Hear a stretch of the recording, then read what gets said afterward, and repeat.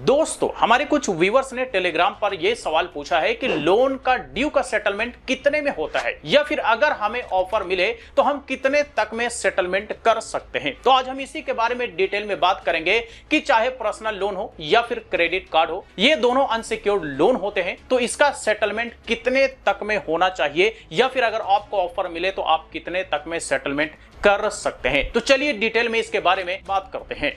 तो दोस्तों देखिए, जहां तक लोन सेटलमेंट की बात होती है तो वो होती है पर्सनल लोन को लेकर के, क्योंकि पर्सनल लोन अनसिक्योर्ड लोन होता है और क्रेडिट कार्ड भी एक तरह का लोन होता है जो कि अनसिक्योर्ड लोन होता है, और इन्हीं दोनों का सेटलमेंट आजकल बहुत ज्यादा देखने को मिलता है। अदरवाइज अन्य तरह के जो लोन होते हैं उसमें सेटलमेंट के चांसेस बड़ा ही कम होता है या ना के बराबर होता है, क्योंकि उस तरह के लोन के लिए डिपॉजिट रखे जाते हैं, कुछ सिक्योरिटी जमा करना होता है लोन देने के बदले में, तो इसलिए उन सारे लोन में सेटलमेंट के चांसेस ना के बराबर होते हैं। अब लोन सेटलमेंट कितना में करवाएं या कितना में होना चाहिए, इस पर बात करें इससे पहले कुछ पॉइंट्स जो आपको जानना बेहद जरूरी है। पॉइंट नंबर 1 कि हर तरह के लोन का सेटलमेंट नहीं होता। जैसा कि मैंने शुरू में बताया कि लोन सेटलमेंट की जहां पर बात होती है वो होती है पर्सनल लोन या फिर क्रेडिट कार्ड के बारे में। इसके अलावा जितने भी तरह के लोन होते हैं उसमें सेटलमेंट के चांसेस बड़ा कम होते हैं, ना के बराबर होते हैं। वो इसलिए क्योंकि उस तरह के लोन के बदले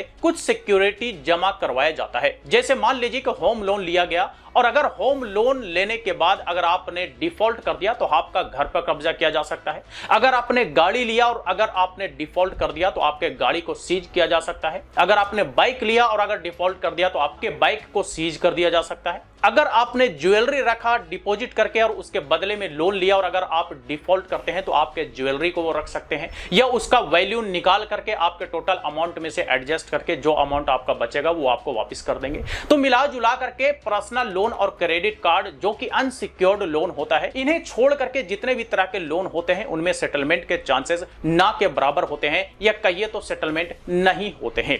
पॉइंट नंबर 2 कि सेटलमेंट आपका राइट यानी कि आपका अधिकार नहीं है, यानी कि आप बैंक या एनबीएफसी कंपनी को यह नहीं कह सकते हैं कि हमारा सेटलमेंट आप कर दीजिए, वो भी 20,000 रुपए में, 30,000 रुपए में या 50% छूट दे करके। वो इसलिए क्योंकि बैंक अगर चाहे तो सेटलमेंट का ऑफर दे सकता है, नहीं चाहे तो वो नहीं दे सकता, क्योंकि बकाया बैंक का है, पैसा आपने बैंक का लिया है, तो उनकी मर्जी, वो चाहे तो कम पैसों में सेटलमेंट करवाए, ना चाहे तो वो ना करवाए, यानी कि आपको सेटलमेंट का ऑफर ना दे। आप नहीं कह सकते कि हमारा जो टोटल ड्यू है उसका सेटलमेंट करवा दीजिए। पॉइंट नंबर 3 जो आपको ध्यान में रखना है वो ये कि अगर आप किसी भी तरह से सेटलमेंट करवा भी लेते हैं, चाहे लोन हो या फिर क्रेडिट कार्ड हो, तो आपका सिविल स्कोर बड़ा ही बुरी तरह बर्बाद हो जाता है, कहिए तो डाउन हो जाता है, जिससे कि इन द फ्यूचर आपको क्रेडिट कार्ड या फिर पर्सनल लोन मिलने में या किसी भी तरह का कोई फाइनेंशियल लेन देन अगर उधारी वाला करते हैं तो वहां पर आपको बड़ा दिक्कतों का सामना करना पड़ता है, और आपका लोन या फिर क्रेडिट कार्ड का एप्लीकेशन हमेशा रिजेक्ट होता है। वो इसलिए क्योंकि सिविल ब्यूरो में आपका स्टेटस सेटल्ड दिखाता है प्रीवियस लोन का। इसी वजह से इन द फ्यूचर कोई भी बैंक और कोई भी एनबीएफसी कंपनी आपको लोन नहीं देना चाहती है। अब आते हैं पॉइंट नंबर 4 की तरफ, जो कि फाइनल हमारे कुछ व्यूअर्स का सवाल है जिन्होंने टेलीग्राम पर पूछा कि लोन का सेटलमेंट कितने में हो सकता है, या फिर अगर हमें ऑफर मिले तो कितने में करवा सकते हैं। तो देखिए, इसमें भी 2-3 सिनेरियो है जो आपको ध्यान में रखना है। नंबर 1 कि लोन का सेटलमेंट का एग्जैक्ट अमाउंट नहीं होता, एग्जैक्ट परसेंटेज नहीं होता। यह डिपेंड करता है कि जो कस्टमर है उसके अंदर निगोशिएशन का कितना अच्छा स्किल है। अगर वो अच्छे से निगोशिएशन कर पाता है तब उसका लोन का सेटलमेंट 50% पर भी हो सकता है जो टोटल ड्यू अमाउंट है उसके।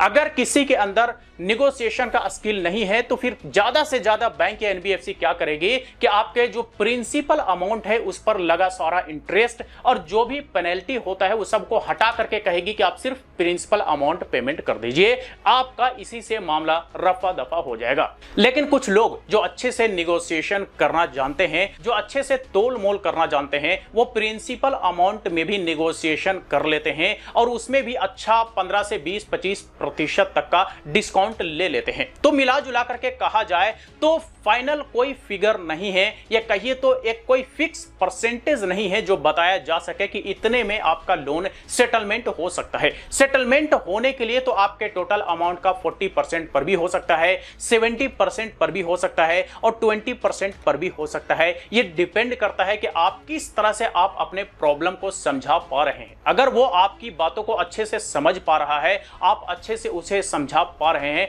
तो फिर आपका लोन सेटलमेंट बहुत अच्छा डिस्काउंट पर हो जाता है। लेकिन अगर आप अच्छे से नहीं समझा पाते, अगर उसे ऐसा लगता है कि आप जानबूझ करके इस तरह से कर रहे हैं या फिर विलफुल डिफॉल्टर हैं, तो फिर आपको ज्यादा छूट नहीं दिया जाता है। तो इसीलिए एग्जैक्ट अमाउंट या एग्जैक्ट परसेंटेज कोई नहीं बता सकता कि कितना परसेंट पर या कितना अमाउंट के डिस्काउंट पर आपका लोन या क्रेडिट कार्ड का ड्यू सेटलमेंट हो सकता है, क्योंकि सेटलमेंट का सबका सिनेरियो अलग अलग होता है, सबका हिसाब किताब अलग अलग होता है, सबका कन्विंसिंग पावर अलग अलग होता है और सबका निगोशिएशन स्किल अलग अलग होता है। जो जिस तरह से निगोशिएट कर पाए, जो जिस तरह से बैंक के उस अधिकारी को कन्विंस कर पाए, उसी हिसाब से उसको डिस्काउंट मिलता है। लेकिन मैं हमेशा अपने व्यूअर्स को सजेस्ट करता हूं कि किसी भी तरह का लोन या क्रेडिट कार्ड के ड्यू को सेटलमेंट मत करवाइए, बल्कि थोड़ा थोड़ा ईएमआई में ही करके टोटल अमाउंट पे कर दीजिए। नहीं तो आपको फ्यूचर में बहुत प्रॉब्लम होता है सेटलमेंट करवाने के बाद। ना आपको किसी भी तरह का लोन मिलता है